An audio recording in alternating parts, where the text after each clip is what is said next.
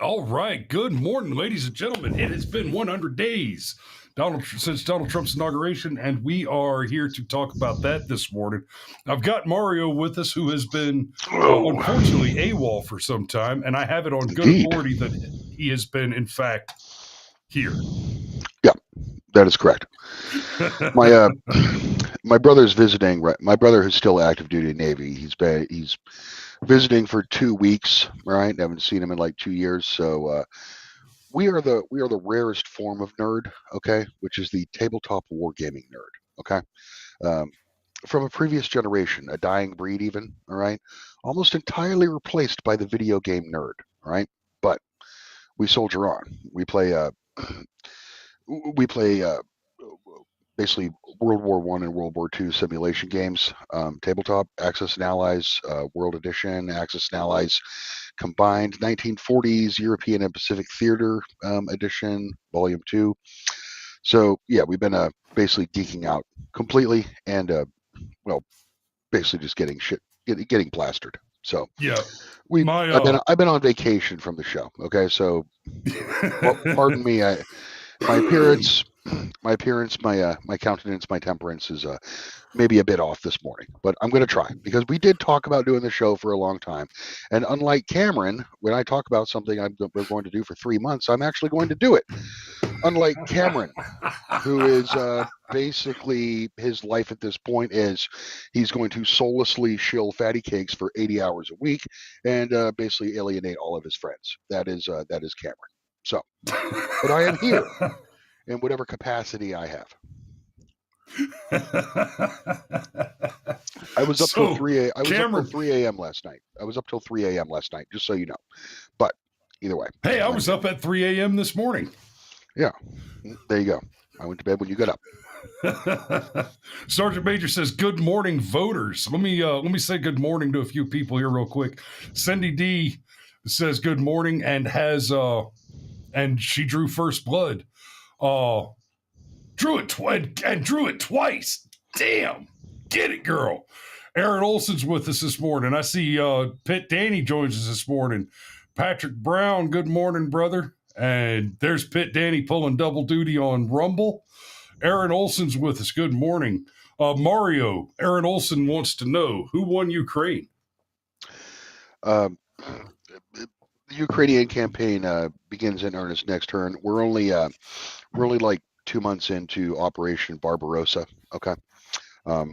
I should have done Operation Sea Lion this game due to Marco's mismanagement of the British Navy. However, I did not build the requisite transports on the previous turn, so I was forced to go ahead with Operation Barbarossa. So your brother, the active duty Navy security expert, yeah, mismanaged his naval resources. He's he's not he's his form of security is more on the micro level. Okay, as far as like I know. Yeah, it is what is it? Code Charlie. Put on your Kevlar at the guardhouse. You know, right on the base. Yep. Well, we were talking about it the other day. I was reading a book recently, and they were characters getting ready to conduct a massive siege operation, and the guy in charge says, understand, boys, generals study strategy. Great generals, good generals study tactics. Great generals study logistics. Yeah. These type of games are basically all logistics. If you Yep. And kind of before we jump into the topic, kind of on that same thread, you were talking about the dying breed of nerd with the board games. We play board games here once a week or every other week or so. The wife takes all the kids and they go to a group of other homeschool kids to play board games and card games. Magic the Gathering, Pokemon. We've got several kind of niche board games. We've got Munchkin. We've got some that are a little more, you wouldn't see them unless you went into a specialty shop for them. A lot of fun. But my little man, Michael, said the most terrifying thing that I may ever have heard in my life, financially speaking, just a few weeks ago. He said, "Dad, I kind of want to try Warhammer 40K." Son, I already have a mortgage. So for those of you who don't know, if you've ever played a game like Risk or Axis and Allies, right? You've got all the little pieces, and there's lots of different little pieces. You've got the ships and the soldiers, et cetera, et cetera. When Warhammer 40K is one of several different miniatures games where, yes, you have all the little pieces, except you don't buy one box and it comes with all of them. You have to buy the individual pieces one at a time. And they're anywhere from $5 or $6 up to several $100, depending on what the pieces are. And then each individual piece, and you might have dozens or more soldiers, mechanized vehicles, robots, monsters, whatever, in your army. And each one of those is a miniature that you had to assemble and paint to put on the board. And I've seen guys play this game and who have put a lot of time and effort into those things, and they're amazing work. But holy shit, is that a lot of money? Yep. So that's a solid 7 minutes on Pablum. I hope you guys enjoyed it. Here we go. Let's start with the world is witnessing a revolution of common sense. Trump's first term, first 100 days. So let me say this about Trump's first term, right? We're in Trump's second term, and Trump is Trump the only president to win non-consecutive terms? No, I think there was one other one. Cleveland. I think Grover. Cleveland or McKinley. Maybe McKinley. I don't know. But yeah, it's either. I think it's Cleveland. Yes, he's the only other president to serve two non-consecutive terms. Grover Cleveland. You're correct. But I think a great argument can be made that Donald Trump's first term was the most effective presidential term at least in the last century, if not in the last 100 in the entire history of the United States. Now, when I say effective, I mean had the greatest impact on the United States as a country and on the world as a result specifically of his individual policies. And then I would take that a step further and say that if you look back at other presidents, the other presidents who had similarly effective terms, as in their policies had a massive effect and changed the course of history, they're all negative, right? With the, once you get past founding fathers serving in office and you get to, like Woodrow Wilson gave us the income tax, destroyed American liberty and prosperity and perpetuity. Then you've got LBJ with the Great Society, which is essentially solely responsible for our national debt, right? And you can track that by looking at the amount of spending on welfare programs over time, and it is roughly the same dollar amount as our current national debt. That's an alarming fact. And then, of course, you've got Barack Obama, who came in and gave us the so-called Affordable Care and Patient Protection Act, which increased the cost of health care by over 1,000%. Not health insurance as well, but it increased the cost of the entire healthcare industry by 1,000%. Yeah, in a system that was already inflated with substantial costs. Looking at the Great Society, that was where we effectively doubled the budget of the space program, except we didn't spend it on space. We sent it on subsidizing the lifestyles of Black and brown people to the tune of trillions, which has been an ongoing disaster for the United States ever since. I would say about Trump's first term, I'd say it was probably maybe 2019 might have been the most effective year of a Yeah. president in my lifetime. The first 2 years and the last year, no, we're basically hampered and bogged down by the Russiagate investigation for the first 2 years. All right, where Trump Trump didn't have an attorney general effectively for 2 years. All right, because of Jeff Sessions recusing himself in the first opening days of the administration. And then in 2020, we had the international COVID coup and the Black Lives Matter insurrection, which basically drained all the energy. Okay, so Now you mentioned Sessions Trump is. recusing himself. I don't think we understood back then what a big deal that was. I think Trump did, because Trump. I specifically remember reading an article where Trump literally had a nuclear meltdown in the White House, basically on Sessions himself and on Steve Bannon, his advisor, and on Mike Pence as well. Yeah, he knew. He knew, yes. Yeah. But and here's the point I was going to make with that is going forward, Jeff Sessions basically rolling over to show his belly the way he did, just completely taking the coward's route and bitching out. He essentially signed the permission slip to the Democrat Party for all of the lawfare that would come later. Yeah. He essentially, by doing that, he said, hey guys, hey Democrats, check it out. There will be no consequences for any law breaking or lawfare nefarious activity that you want to do related to lying about election manipulation by Russians, the whole Russiagate thing. I'm undersigning your entire gambit with the COVID coup. I'm undersigning all of the violence that will be conducted by BLM by showing that if a Democrat says we saw Jeff Sessions talk to a Russian at the Heritage Foundation for 30 seconds one time. Yeah. And that's literally what it was. That's exactly what it was, just so people understand.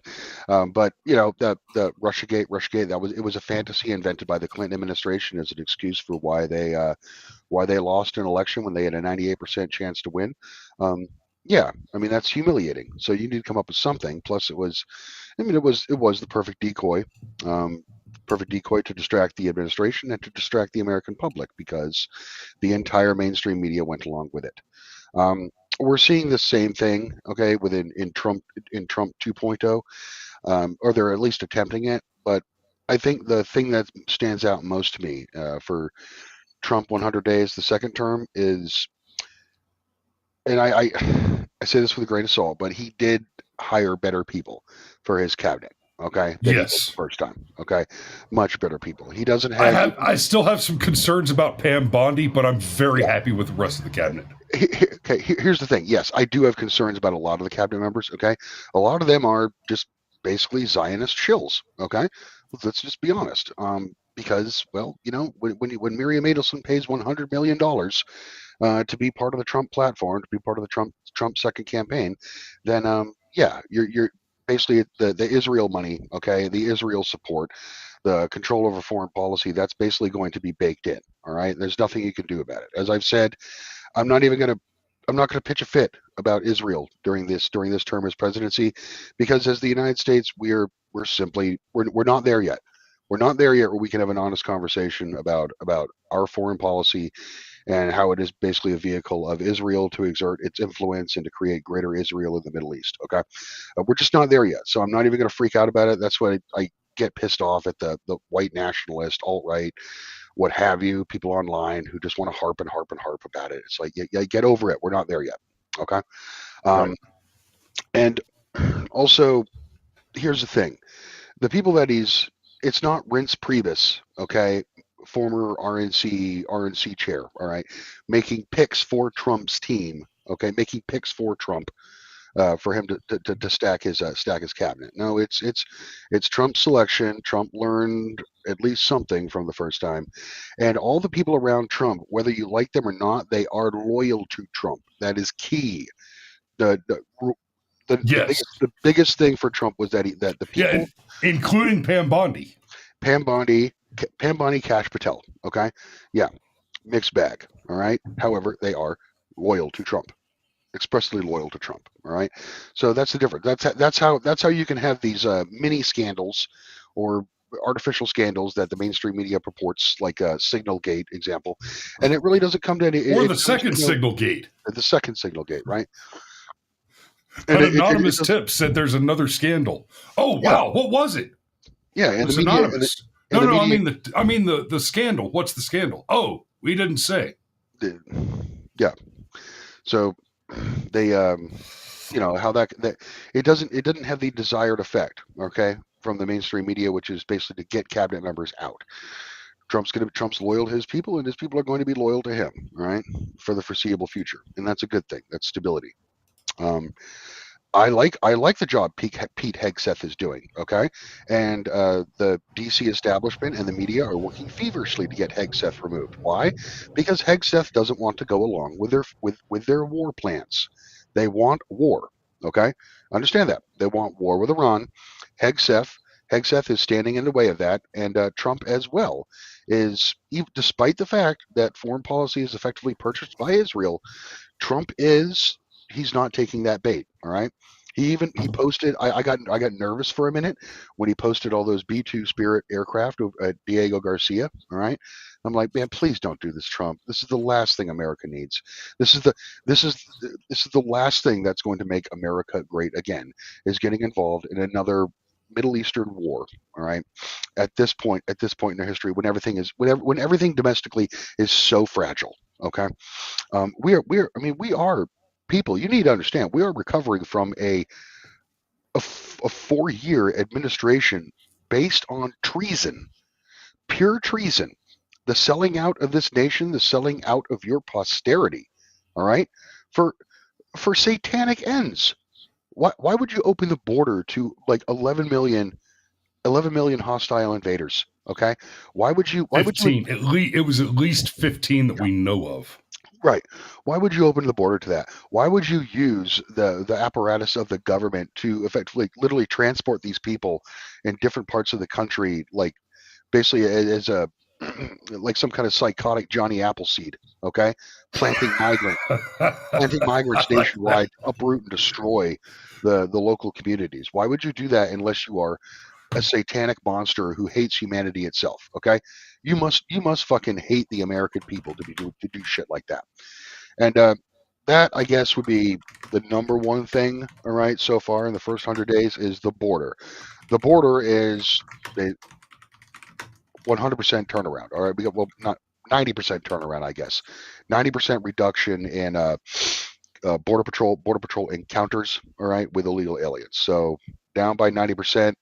And the deportation operations, I would like to see them expanded, but at least the movement is in the positive direction, okay, where we are now deporting violent criminals. Every single thing, now, whether it be the border, whether it be international foreign relations, okay, um, foreign policy, all of this stuff is, once again, that same bugaboo from before. It is the judicial system, all right, that is doing the most to hamper the Trump administration. The Democrat Party has been utterly ineffective and useless in stopping Trump. Okay, the only thing that has been limiting Trump's ability has been the judicial system. So, and they're like, what, 30 set Trump has signed, I think he broke the record yesterday or something. It was like 100 executive orders in the first 100 days, surpassing FDR. All right. Whether you like it or not, that's just that's a part of the presidency now. All right. When you have a weak and ineffectual Congress, and we have had that for decades, then it's only natural if Congress refuses to exert its authority, cannot whip and cajole itself into enacting legislation, taking action for the nation's benefit. Then it is only natural that other branches of government are going to fill in that power vacuum, and that's what the executive has done. Okay. Hey, real quick, Mario. Sergeant Major points out an important piece of the puzzle here. Mhm. 15 million people, foreign invaders, is 10 times the size of the army. Yeah, it is a foreign army. It was a foreign army brought onto American soil.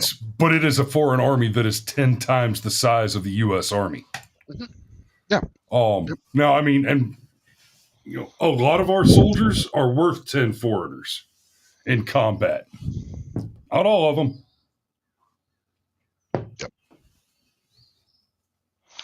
Yep. So right. Let's jump over to the article now. Hey, Liberty Girl, I haven't seen you on here in a while. Good to see you joining us. Hey, Liberty. Okay, so let me take a moment. I see the majority of viewers right now are watching on Rumble, and good on you guys. We appreciate that.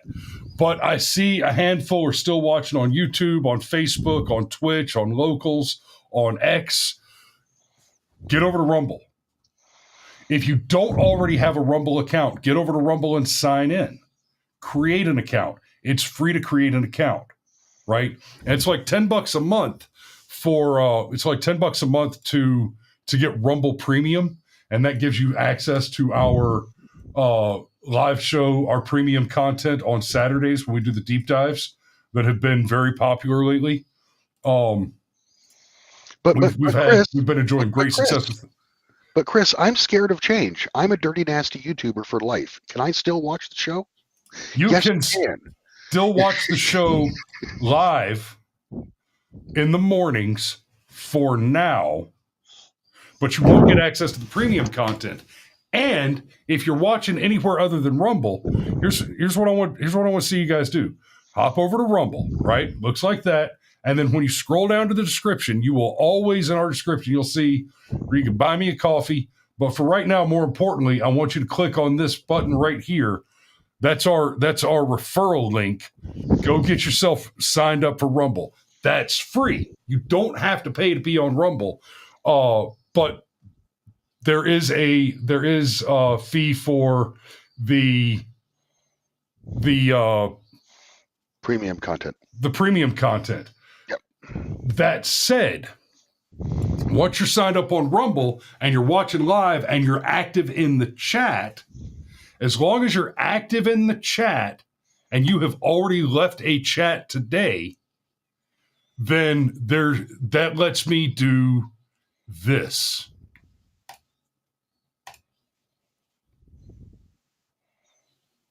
He's pushing the button and nothing is happening.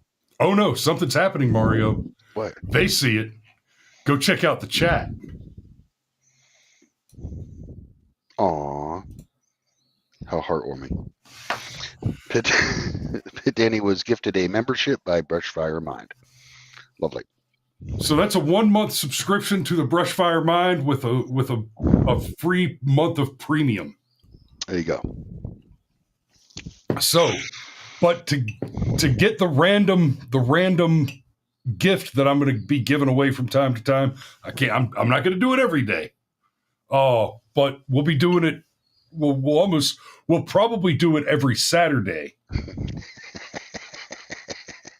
Well, now, yeah. Well, Danny, now you can go one more month. So that's a 1-month subscription. Yep. And yeah.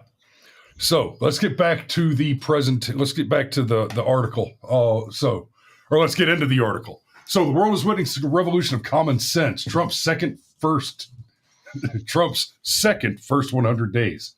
Beginning his remarks tonight celebrating his first 100 days, President Trump proclaimed that the world is witnessing a revolution of common sense. In the first 100 days, we have delivered the most profound change in this country in 100 years.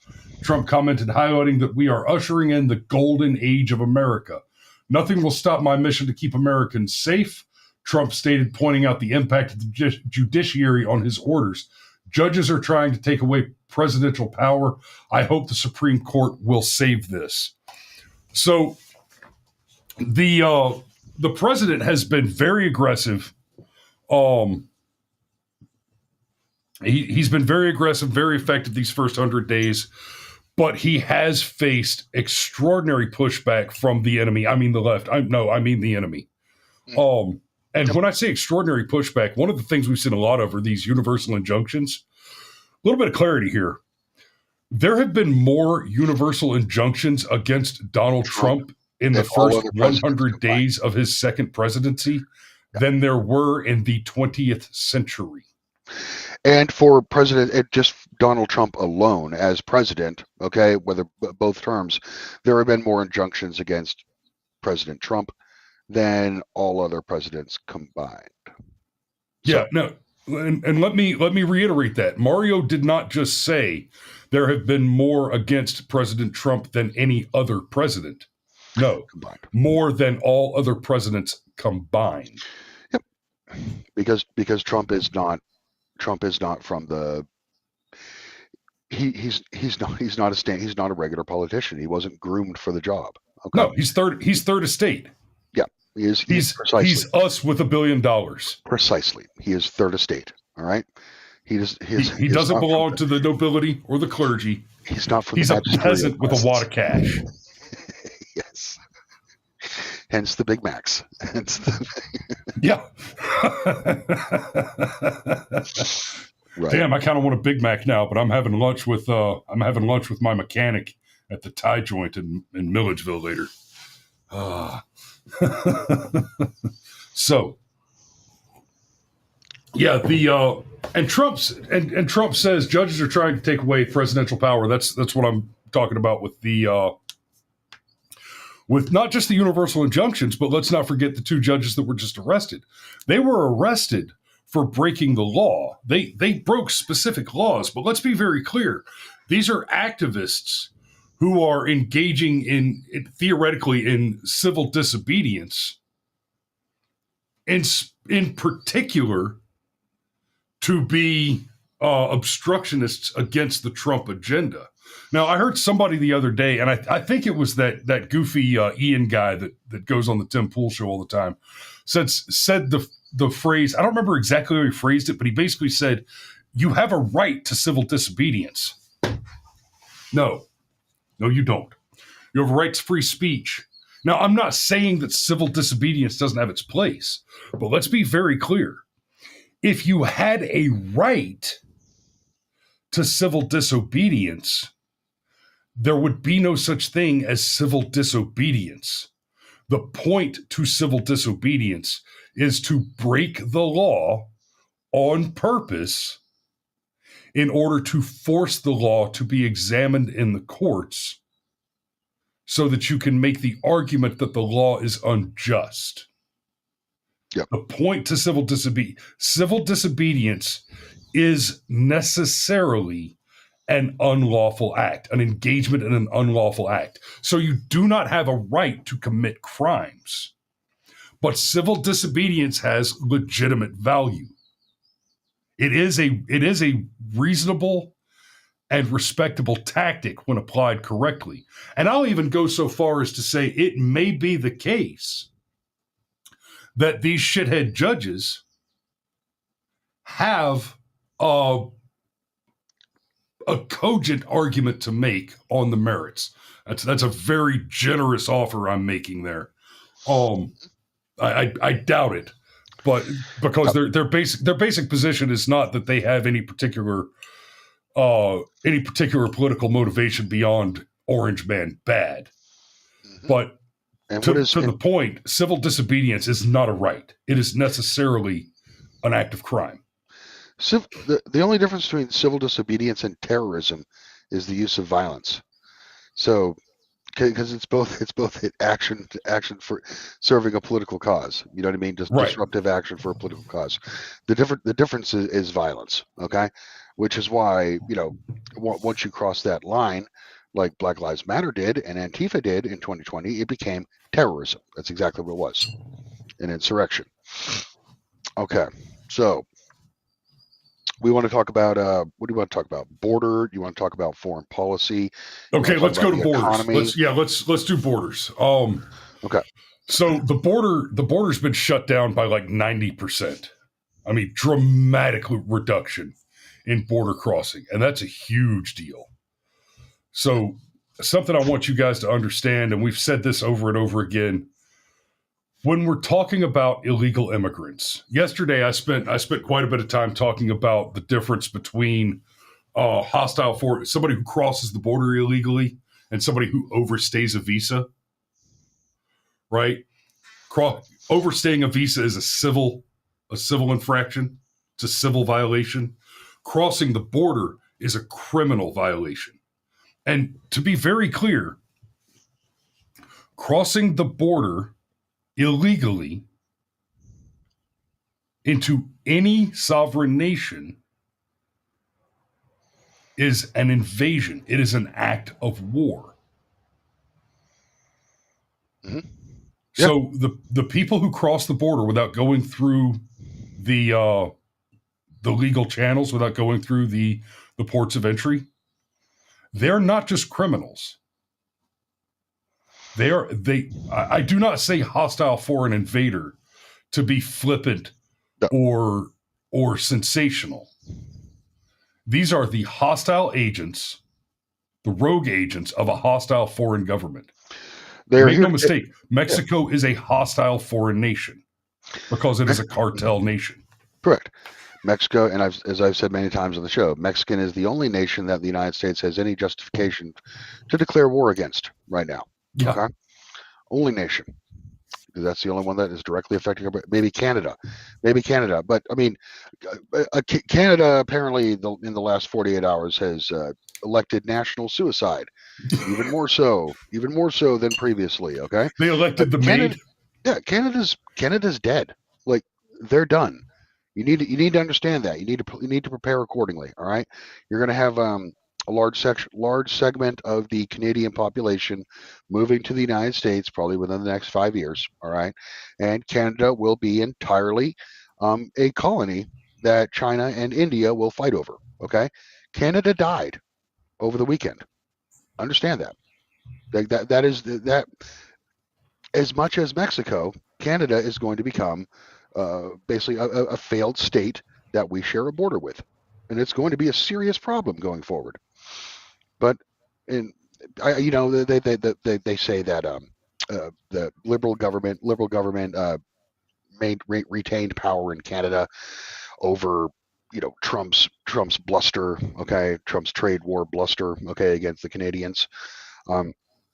I think that's just a media spin, a media device, basically to cover for the fact that the nation is already effectively lost through election fraud and through the fact that the population now in Canada now exceeds foreigners and useless eaters than actual productive Canadians. Okay, they've passed that threshold where you become an ever increasingly ever spiraling socialist failed state.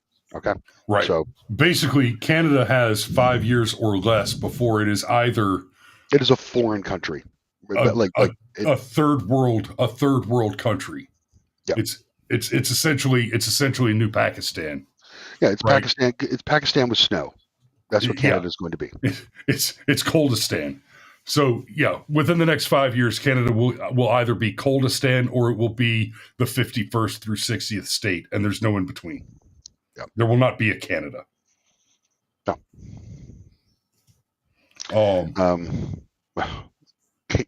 Did you talk about Canada yet on this show? No. Okay. Well, there you go. Don't say we gypped you. Don't say we left you hanging there. Okay. So back to the topic at hand. We can cover Canada in more detail tomorrow morning if you want, Mario. Yeah. I'm kind of I'm on 2 weeks of leave from BFM. I'm only here. Because I said I would. I'm here because I said I would be here. Okay. Unlike Cameron, who said he would be here and he's not here. Okay. I just want to reiterate that to the audience that Cameron is in fact the problem at this point. Okay? Like Donald Trump has the judiciary. All right. Brushfire Mind has Cameron Anderson. All right.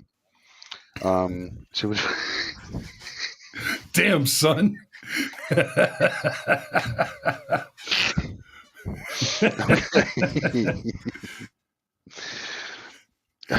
It's okay. The audience accepts the derailing. Okay, I think that's part of why they turn in. The other reason they tune in is because they want to see us get nuked off the show live on air because Mario started screaming N-bombs. I guarantee there's at least one person in the chat who's like, maybe today's the day that Mario's going to freak out and start screaming the N-word, and it will be a glorious meltdown. Well, today is not that day. Okay, but I will not rule out. I will not rule in that fairness, out. Mario, that person is Cameron.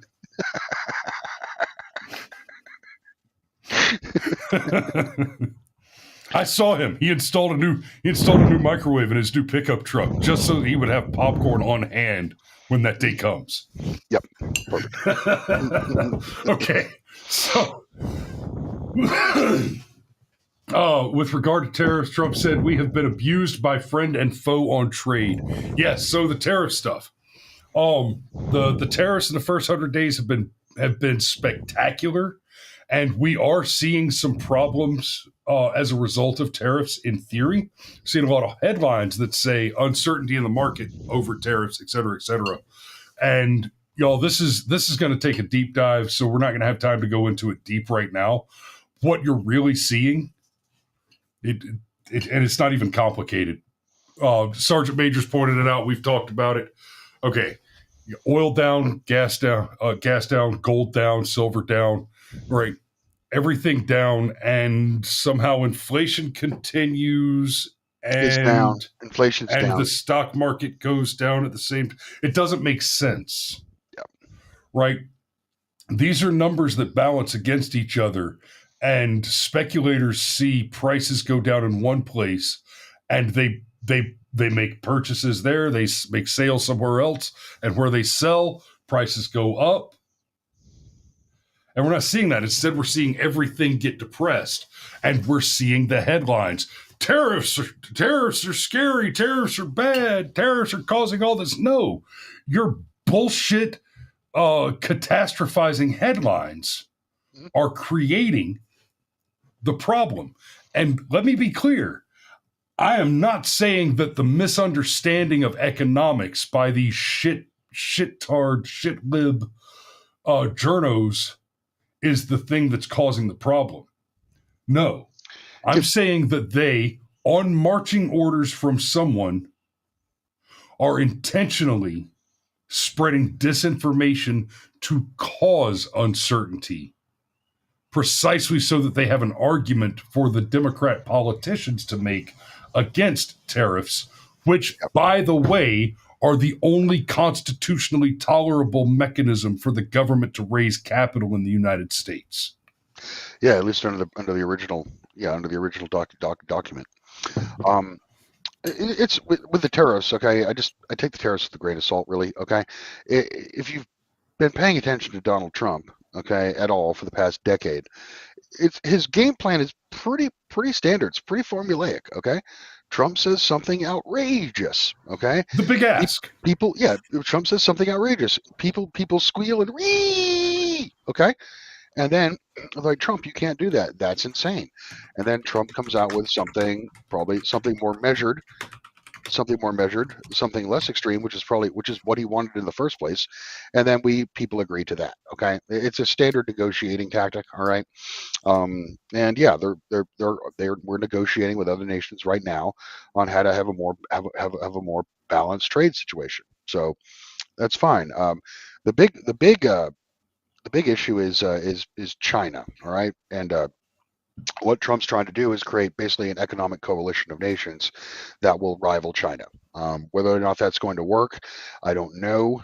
China has the manufacturing base to weather to weather a long-term economic downgrade or a recession, more so than the United States does.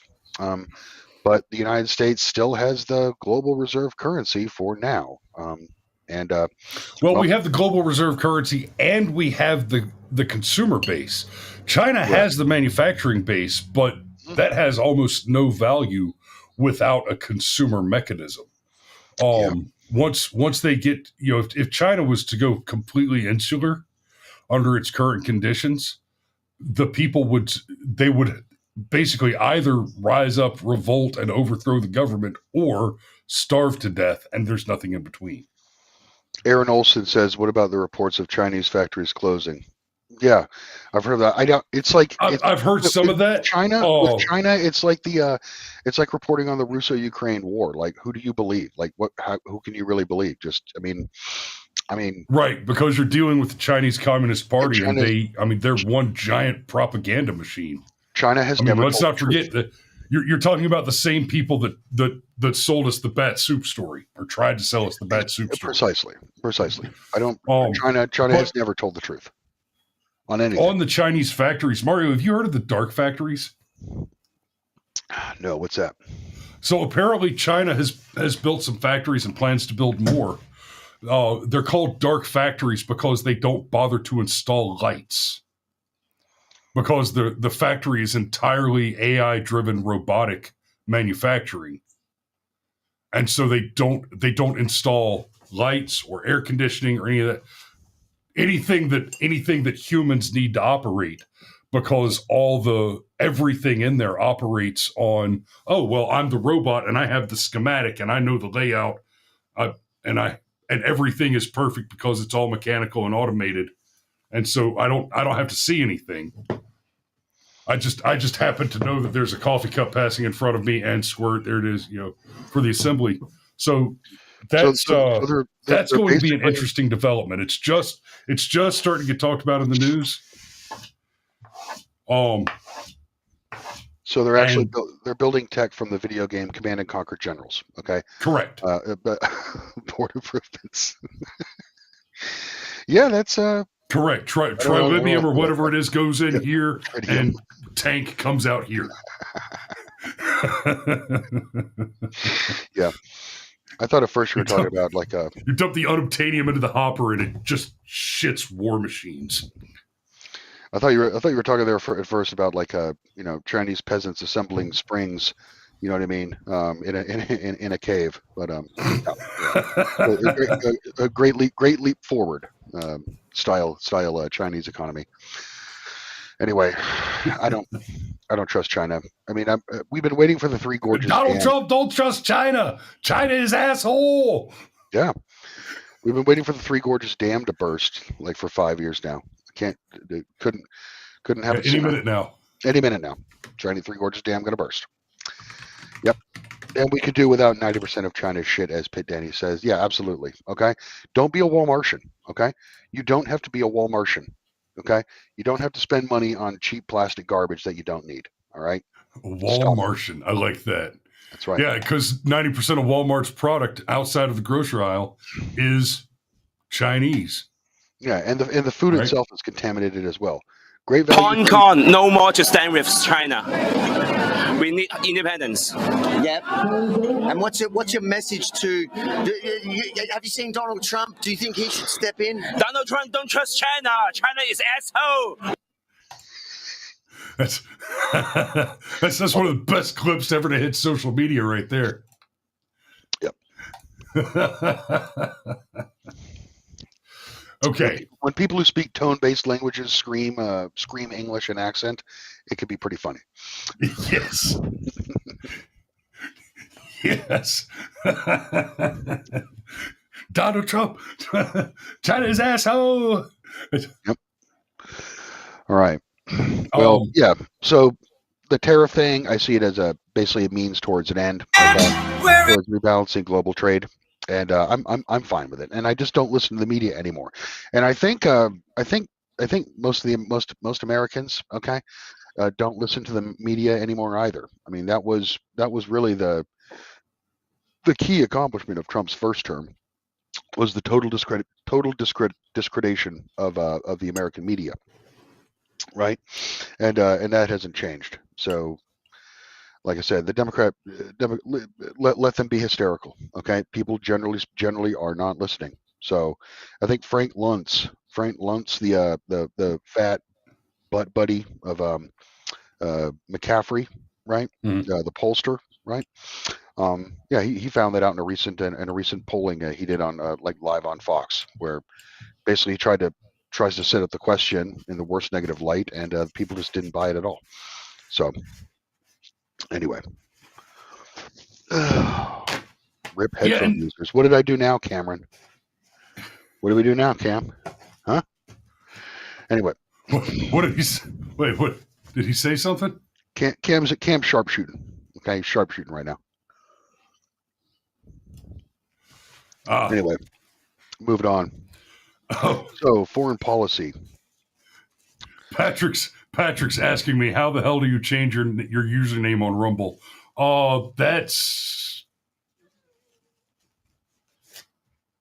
I'm not sure how you do it as just a user. I do it through the studio.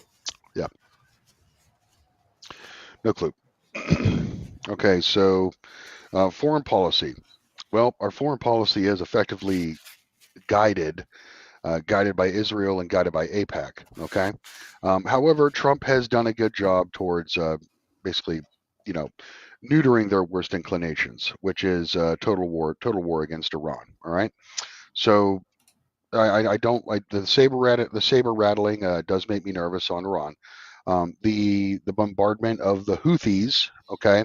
I'm not particularly fond of it. Okay. However, I do understand the need to maintain global shipping lanes. Okay. And I do understand that it's basically the United States who's going to have to do that. All right. Because no one else has the capacity or the political will to do it. So, right. As far as foreign policy, we have kept out of any new major wars. All right. As we did in the first Trump administration. So as long as that continues, I'm satisfied with foreign policy. Okay. What I would like to see is the United States use soft power to institute base. I want to look at Europe. Okay, Europe, Canada. Look at our allies. We need to do regime change on our allies. Okay, our ostensible allies. All right. I want our foreign policy to be basically aimed at regime change in the United Kingdom, specifically. Okay, regime Yeah. change in France. Okay, in Spain, in Germany. All right, that's what I want. If that means well, never mind. If that means some CIA dark money, pallets of AKs, Well, so be it. and the thing, when you talk about regime change in Europe, Mhm. you're not talking about throwing out the sitting government and replacing them with the government that we want to see, because let's be very clear, those are captured territories. Effectively, the sitting government in all of Europe right now is hostile foreign invaders. The sitting government is completely captured, completely beholden, and completely capitulant to the influx of military-aged brown Muslim terrorists. I mean, they're covering up for and enabling rape gangs, for God's sake, in Great Britain, right? In much the same way that Joe Biden was actively facilitating and abetting child sex slave trafficking through CBP and ICE throughout his entire administration. That, guys, it is a scary world out there. Yeah, my brother's my brother's living in Italy right now, just visiting. Like I said, visiting for 2 weeks. Okay, and it's very different than it was. It's very different than it was when I lived there in 2003 to 2005. All right, very different place, a very scary place. One of the things that they've done is they used COVID basically to implement all kinds of these, like the CCTV cameras that you see that are basically the entire UK is basically monitored by closed circuit television, okay, by security cameras, right? I'm That's gonna all let you over. take over for just a minute. That's all over Europe. That's all over Europe now. They used COVID to implement that in southern Italy, especially. And if I know that if that was implemented in southern Italy, which is kind of like the dirty south, kind of the poor economic backwater of Europe, then they've definitely done it everywhere else. All right. So, people, they live under tyranny. Okay. People live under tyranny. People live under manufactured crises by the government, specifically designed to neuter and disempower the actual indigenous populations of these countries. Okay, it's disgusting. It's been going on for a long time, and they're just not even hiding it anymore. Everybody knows that diversity is not our strength. Okay, everybody knows that. It's basically become a joke at this point. It's a it's a punchline. But the machine will continue uninterrupted, and it will grind the bones of Native Europeans under its tracks. So that has to change. Okay, that should be the focus of our foreign policy, not basically bailing Israel out for the 100th time because they decided to behave like monsters to their neighbors, who are in fact monsters as well. So I'll give them that much. Okay, you're not. I know they're not dealing with honest people, but Israel's not honest either. So anyway, I just anti-Schmemitisms abound. So, Okay. anyway, someone asked if we're going to be giving grades. Yeah, I'd give as far as border policy, that would be an A-. All right. Yeah. Deportations, I'm going to give that a C. All right. But it's not entirely the administration's fault, but that's just the thing. We don't have time we don't have time to fuck around anymore. Okay.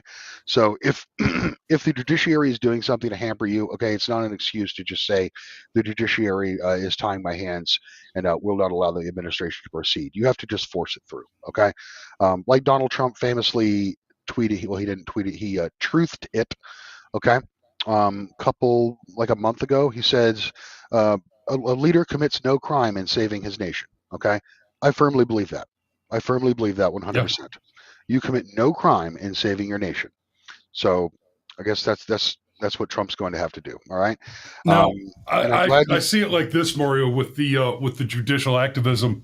What really, it's a coup of courts.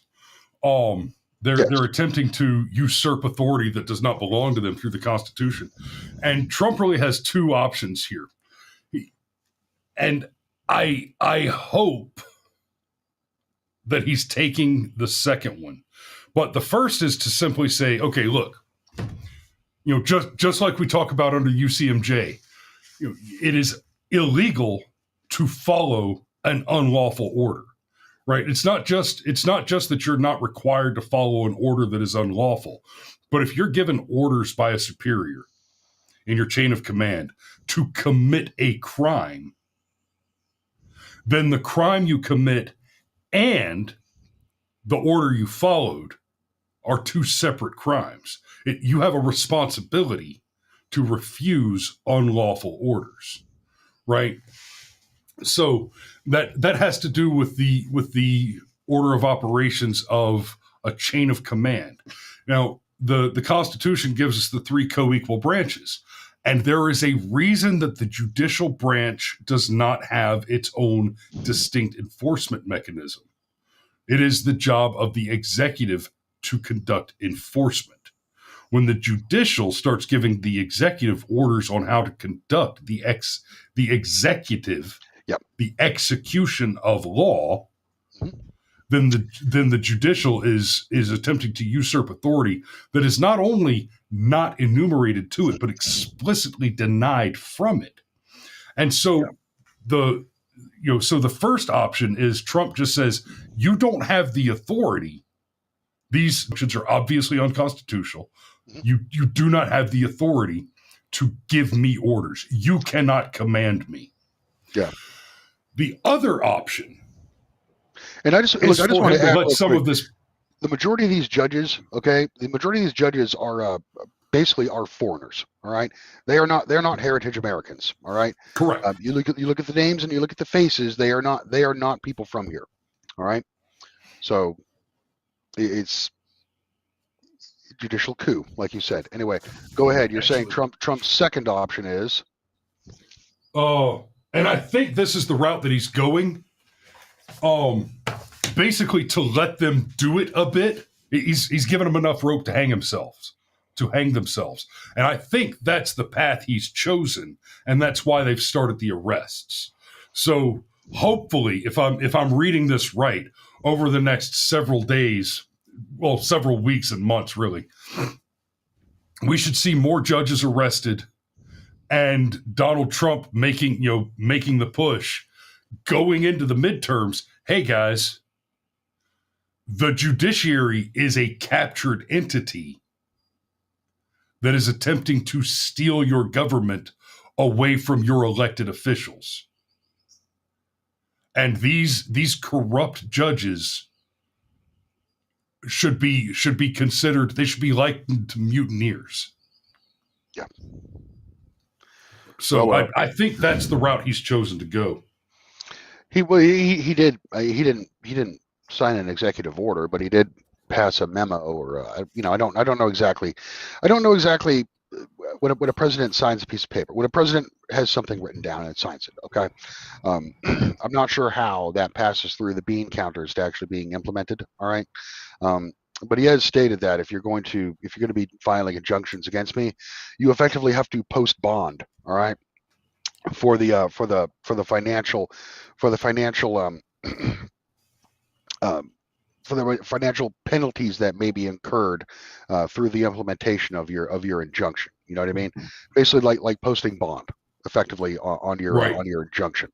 I'm not sure that's happened, okay, or if that isn't, it probably hasn't, okay. And that's where I'm looking at. That's where I'm looking at Pam Bondi, okay, and Kash Patel. Like I appreciate your loyalty, okay, but you need to be absolutely fierce. You need to be ruthless, all right. Okay. So border, we're gonna go A- on the border, okay. As far as deportations, that's a C, all right, for one reason or another. Foreign policy, I would say, I'd say B-. I don't know if you're comfortable with that or not, Chris. Yes. Yeah, that's B-. I think, and the reason I'm giving them a B- is one, because basically Israel's a millstone, okay, constantly tied around us. And two, the tariffs, I was very excited about the tariffs initially, okay, but then Trump started walking them back considerably, all right. And I think walking them back might have caused more damage than good, okay. What Trump is talking about with the tariffs is creating a deep structural change to the U.S. economy that's going to require, dare I say, trillions of dollars, okay, in investment, but both public and private, okay, and international. I'm going to disagree with you there. Mm-hmm. So what you're actually seeing is what I was talking about earlier with the bullshit headlines that are doing the damage that you're talking about. The tariffs that Trump's proposed, he hasn't walked back any tariffs, because what has happened is he has threatened tariffs, and then when approached with deals, said, "Okay, yeah, we'll make that deal, and I'll change my position." I was gonna punch you in the face because you called me an asshole. He And then you suspended them. said, "Whoa, I'm sorry. I'm like, okay, we're cool. You know what? I won't punch you in the face. You can buy me a beer. We'll be cool." He suspended them for 90 days for everybody, for the purpose of negotiation for everyone except China. Okay, so we have a legitimate trade war right now with China. All right. Yeah. Oh yeah. And it's kind of a little beyond my understanding for me to talk on with any expertise. Well, and unfortunately, to be clear, look, we have been engaged. We have been on the losing side of an active trade war with China since they were given decades. most favored status under Bill Clinton. Yes. Correct. And the idea that we're going into a trade war with China, just, anybody who believes that we're entering a trade war with China, or we've just entered a trade war with China, doesn't understand what's been happening. China has been intentionally bribing our senators, bribing our officials, lobbying our government, manipulating their own currency, mass theft of intellectual property. Yeah, yes, stealing massive amounts of intellectual property. China has been bleeding us dry for almost 40 years. Mm-hmm. And the Democrats have been profiting off of that. And some Republicans. All the Democrats and about half the Republicans probably are on that list. So another aspect of foreign policy is the Russo-Ukraine war. I'm going to have to give the Trump administration a C on this one, okay? Because it hasn't stopped yet, which was what Trump said. Trump said was going to happen is that it was going to stop, all right? That hasn't happened. Now, don't get me wrong. If I was reading it by just the memes, I would give it an A+, okay? But foreign policy is not just memes, okay? But that is a part of it. I would like to see. I know Putin just did a 72-hour, another 72-hour ceasefire. Okay, hopefully this amounts to something. But I understand that there is the entire planet, or at least the entire European Union and NATO, are hell bent on some kind of basically psychotic suicide pact. Okay, that means that all of our all foreign policy, all of our military aid, all of our money must go to fighting a hopeless war in the Ukraine. Okay, I like I said, satanic. All right, I really do believe that Most of Europe is controlled by satanic forces at this point that are guiding their actions. So I'm going to give them a C on Russo-Ukraine, but I am optimistic. Sorry, I got a email from a Distracted. client here that I need to deal with real quick. Mm-hmm. So I'm sorry, Mario. I got to deal with this real quick. Well, it looks like I got ahead. you. Angry Conservative says, Mario, that is because we have corrupted politicians that are telling one person to keep it going. We do. And we have a, here's the United States. One of the few things that we actually manufacture and sell worldwide, all right, and turn a major profit on is basically weapons, okay? Global wars are made in America, all right, whether, for better or worse. So yeah, there's a huge industry behind the manufacturing of arms and sending it to Ukraine, all right, and all that, basically the military industrial complex has basically operated under an economic engine since the global war on terrorism began in 2001, where their profits are based on massive government expenditures for overseas contingency operations. And that money goes to the MIC, and then the MIC in turn purchases the said politicians who keep the war machine running. All right. Probably no one is a worse example of that than Lindsey Graham. Lindsey Graham. Okay. Probably the worst example of that. And speaking of which, that leads to the one member of Trump's cabinet who I do not like, who needs to be replaced. Okay, and that is Mike Waltz. Mike Waltz is one of those people. Mike Waltz is one of those corrupt politicians who serves the military-industrial complex, and he is also the one responsible for that little signal gate, that minor signal gate wannabe scandal. All right. Yeah. So about that. All right. Moving on from foreign policy, domestic policy, probably the most exciting thing going on in domestic policy, other than the deportations, which need to be ramped up considerably. I mean, by 1,000%. But we are limited. Apparently, ICE is limited by their capacity. Like, they just don't have room anymore to house people. Okay, and the judiciary is hell bent on ensuring that every illegal immigrant who was let into the country with basically no legal authority cannot be deported from this country without basically getting due process. Okay, Larry, can you explain to me why an illegal immigrant gets due process? I never really understood that, but apparently if we don't give due process to illegal aliens, that's dangerous for our democracy or something. That's what told me. So, Mario, this will be fun. This is what the show was about on Monday. And let me be clear. Let me be very, very clear on this. Illegal aliens are absolutely owed due process. 100%. But what process is that? What is that due process? Please face the wall now. I don't know.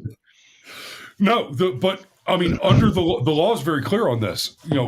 When you encounter the suspicion of being a hostile foreign invader, right? And again, I'm not talking about somebody who overstayed their visa.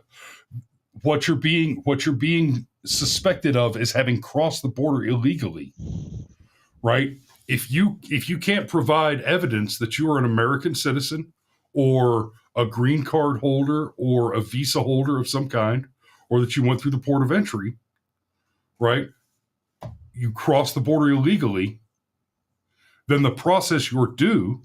Cindy's saying what it exactly. It's the interview. So you get the interview. You can't prove you're a citizen, and that's it. You're deported. That is due process. Yeah. Due process does not necessarily include a trial, a court case. Correct. Right. Correct. Exactly. So that's what Cindy's saying. And here, hang on. Let me put this in kind of bring it to civilian terms. You're speeding. You're speeding. You know you're wrong.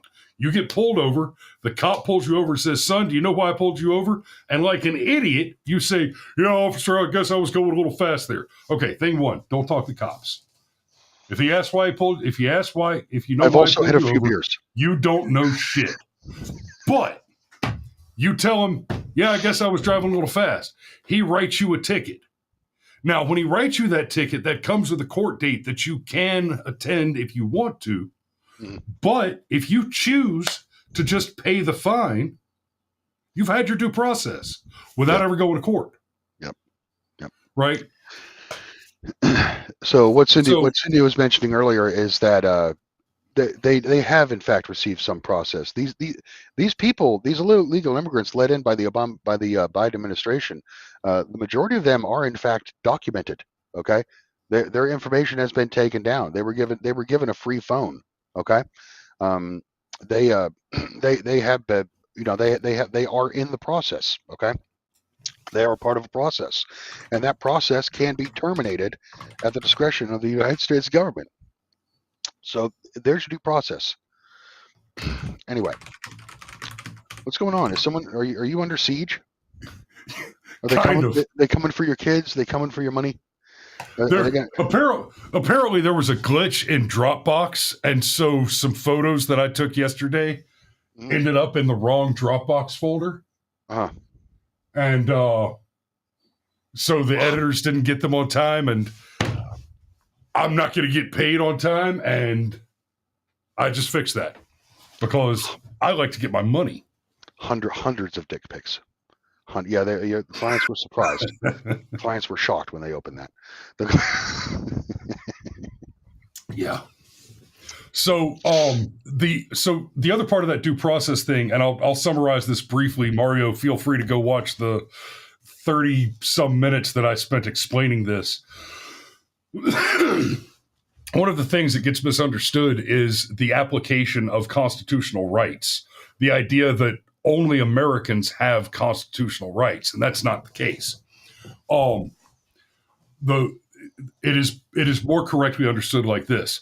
The Constitution operates under the presupposition that all human beings, whether you're a citizen, a foreigner, whether you're here or not, I don't care if you are in a rice paddy in China, the Constitution presupposes that you have identical, God-given, unalienable rights. Where we differ is because the American government cannot be expected to destroy and replace all tyrannical governments at one time. We cannot conduct enough war to guarantee those rights. So the British guys that are sitting in prison because they posted a funny meme despite the First Amendment saying that the Congress shall make no law abridging your freedom of speech. That's not our problem. But it is not that the Constitution, because the Constitution doesn't grant rights. The Constitution requires the government to protect your rights and to prevent other people and other governments from infringing on those rights. And the Constitution enumerates some of those rights and restricts our government from taking actions which would interfere with those rights. So everybody's got the same rights. There's no such thing as constitutional rights. So illegal God-given unalienable rights. The Constitution tells the government how it is to handle your rights, and it is to handle them with extreme deference and care. So is the general idea that illegals in the United States are basically treated like with the NSA, like they're treated as U.S. persons for the purpose of American law? Like, is that no? Illegals are no? not U.S. persons because they're unlawfully present. Under the law, what they are is they are invaders. They are hostile foreign invaders. They are no different than okay. Let me do it like this. You got two guys across the border illegally, right? One of them is a Mexican national who wants to pick strawberries in California for $5 under the table. The other one is an Afghani jihadi who wants to come in and spend several weeks pissing on a big blue tarp to collect urea under the sun and build an improvised explosive device to murder several hundred Americans in a random public building, right? You catch both of them at the border.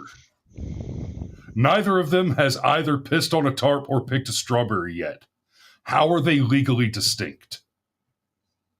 Yeah. And the answer is they're not. They're not. They can't be. Yeah. Right? Yep.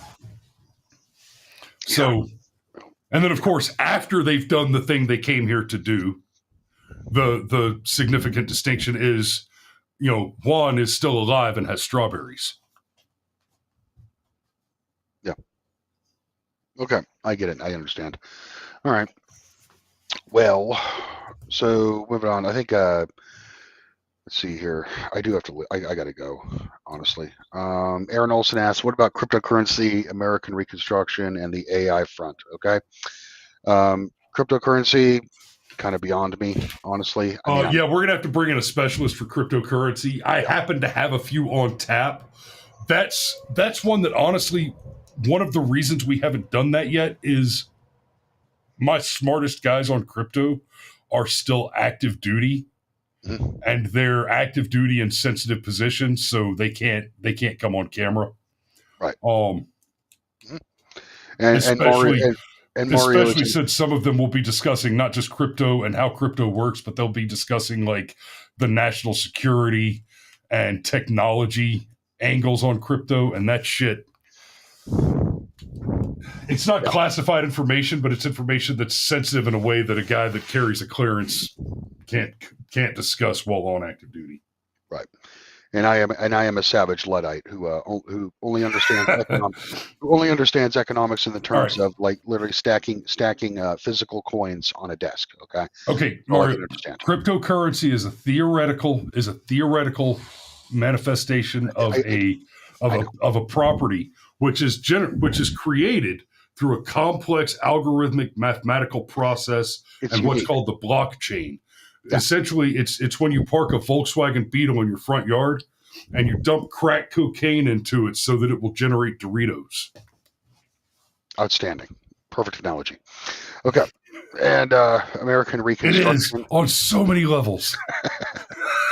All right. Aaron also asked about American Reconstruction. Not sure what you mean by that. Do you mean like how every administration talks about all these infrastructure projects? Yeah, well, we got a pretty pathetic track record on that in America, so not going to hold my breath there. Look, overall, I'm going to give Trump a medically, I'm giving Trump an A. Okay.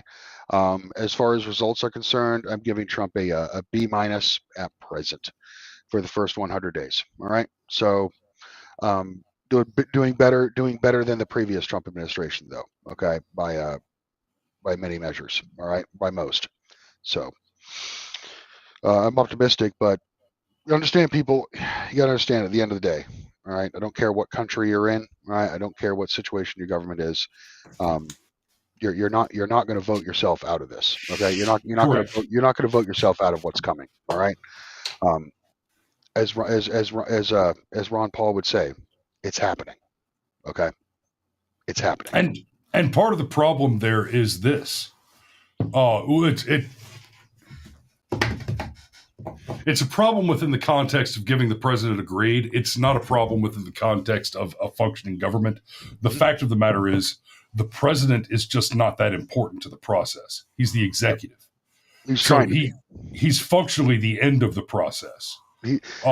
He's trying to be the process because the process has failed. That's what Trump is trying to do. Okay.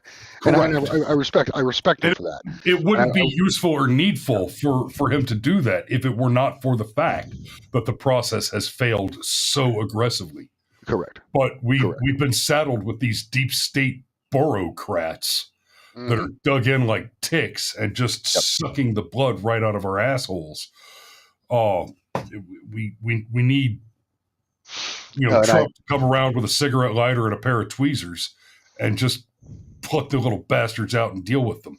And another thing I would add about these first 100 days, the most pleasant surprise for me has been Doge. Actually, I didn't realize how outstanding the Department of Government Efficiency was going to be. Okay, I know looks like Elon's going to be stepping down in May to go focus on his companies. Okay, but it really showed what can be done if you put your mind to it, and if you have if the president backs it with his authority to basically saving $1.6 billion a day right now over what we were spending before.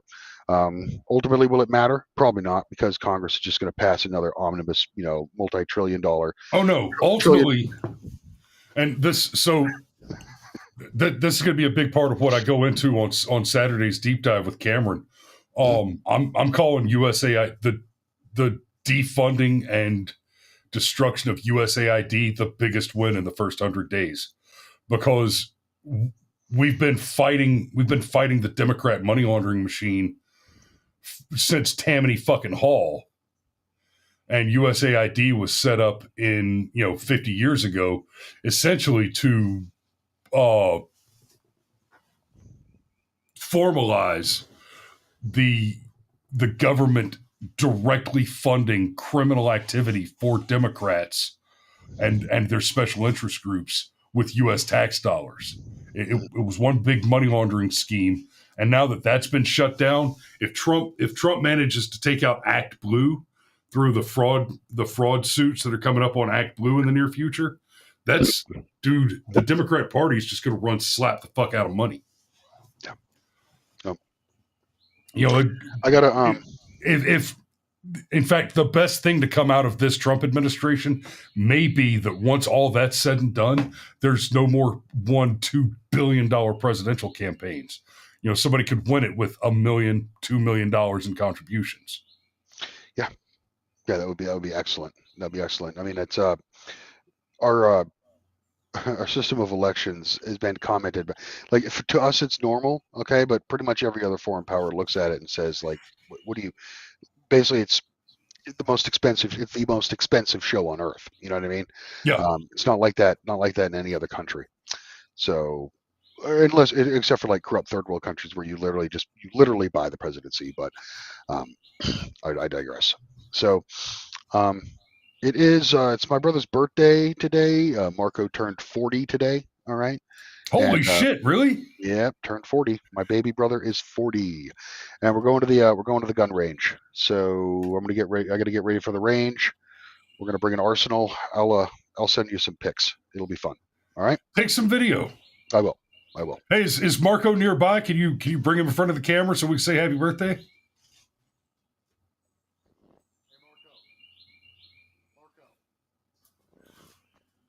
No, he is not. Okay. Well, in celebration of Marco's birthday, then I'll throw out another one of these. I didn't know Marco's birthday was. Mine's tomorrow. Oh, really? Yeah. Oh, okay. Yeah, they're one day apart then. Interesting. Now I'll remember yours now. Oh, you were born on You're born on Communism Day? I was born on the Beltane. I was born on Pagan Fertility Day. You were born on Communism Day. You were. The commies can suck it. God saw the commies celebrating their communism and said, "Here, have this. It will consume you." Excellent. Consumer of communists. All right. Well, all right. Just wanted to the audience. I'll be back to my normal hijinks, doing the normal deep dives. Okay. Not this week.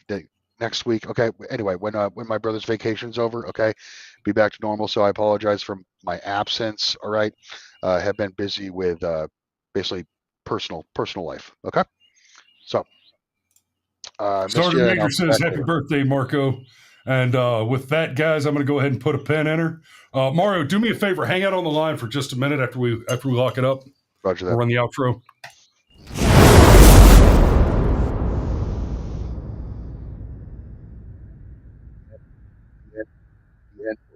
The N word.